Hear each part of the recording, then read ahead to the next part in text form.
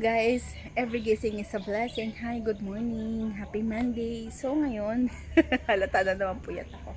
So given na yung itsura ko na yun, so nandito ako sa bakuran. So ayan, pakita ko lang sa inyo yung mga pusa. Yung mga pusa dito na, alam mo yun, hindi sila yung talagang pet na pet. Hindi kasi tulad ng aso na kailangan mong arugain. Yung mga pusa dito parang they live itself. Bigyan mo lang ng pagkain. Hindi yung kailangan na tatawagin mo sila. Hindi. Pag nagutom sila, kakain sila. Tapos pag mating season, nawawala sila. Pakita ko lang sa inyo kung gaano sila kababait. Yung mga pusa dito, hindi sila nagtatangay ng ulam. Kasi alam ko pag nagtatangay ng ulam, yun yung mga hindi lagi napapakain. Di ba yun lagi silang nagugutom. Kaya natututo silang magnenok ng mga ulam sa lamesa. So, hindi ganito yung mga pusa dito. Sandali lang.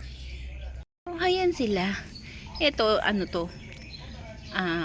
Pusakal to. Tapos, yung nanay nito pusakal. Tapos, yung tatay nito, Persian. So, nalahian na siya ng mga ano. Kasi yung hipag ko dito, nag-aalaga siya ng mga Persian. So, tapos may mga ganyan. May mga pusakal.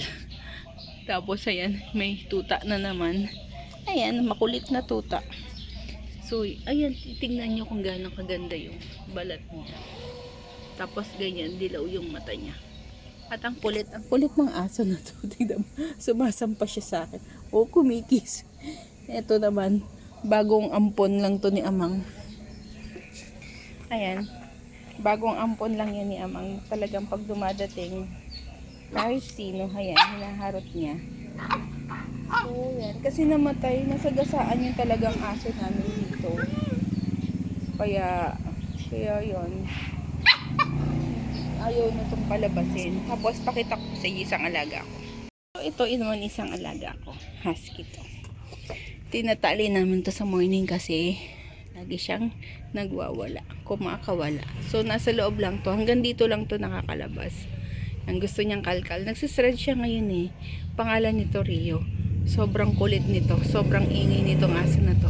So, gusto ko lang siyang ipakita kasi kagabi kinukwento ko siya kay Tweet. Okay. Kay Joanne, yung friend ko from Japan. So, ayan siya. Gusto nito belly rub. Pero to, hindi mo makuha o maabot yung anit kasi napaka lago ng balahibo. Kahit, ayan, kita nyo yan. Tignan nyo, nagsisred to. Tignan nyo, nagsisred siya. Umimuta ka, may muta. So, ito, marunong to mag-bless. Okay, yan, bless. Kaso, hindi ba ako bagong dating? Basta pag bagong dating ako dito, nagbe-bless to. Tapos, tignan mo, kinakalkal ko yung tummy niya. Pag tinigil ko siya, kukunin niya ulit yung kamay ko para kalkalin ko yung tummy niya. Ganyan siya. So, yan, pinakita ko lang sa inyo yung mga pet dito. Hindi ko mapakita sa inyo yung mga Persian na doon pa sa loob. Ayoko nang pumasok kasi papasok na ako sa work. Nagiintay lang ako ng masasakyan. Ayoko muna maglakad today. So, ayan guys, pinakita ko lang sa iyo yung mga hayop ko dito. So, yan, sabi ko nga, kung aalagaan nyo yung mga hayop, mamahalin din kayo, lalambingin din kayo, lalo yung mga dog, saka mga cats.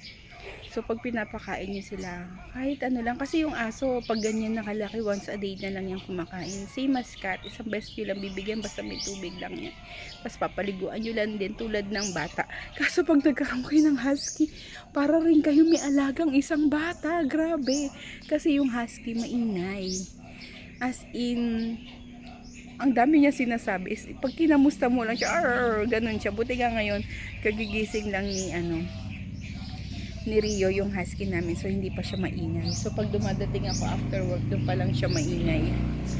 So yan, basta ganun lang guys. Kasi ako naniniwala ko, nag-aalaga ako ng hayop kasi talagang sa totoo lang pag nagkakasakit yung anak ko, may tumutubos. So yun, ang dami ko nang naging pets. Sad to say, kahit pusa, nagugulat na lang ako. Walang kabog-abog pag may sakit yung anak ko, bigla na lang sila natitigi. Pag talagang sobrang serious yung o matagal yung sakit ng anak ko, ay hindi siya gumagaling. Tignan niyo naman kung gano'n siya kaharap ko. Diba? Hoy, don't bite me. So yan guys, papasok na ako. Nagintay lang ako nag-ubos lang ako ng oras kasi papasok na ako. Ay naku, naharap talaga ako nitong tuta na to. So, ayan na guys, shinare ko lang. Happy Monday sa inyo. So, God bless sa ating lahat. So, every gising is a blessing. Bye! Pasok na ako sa work.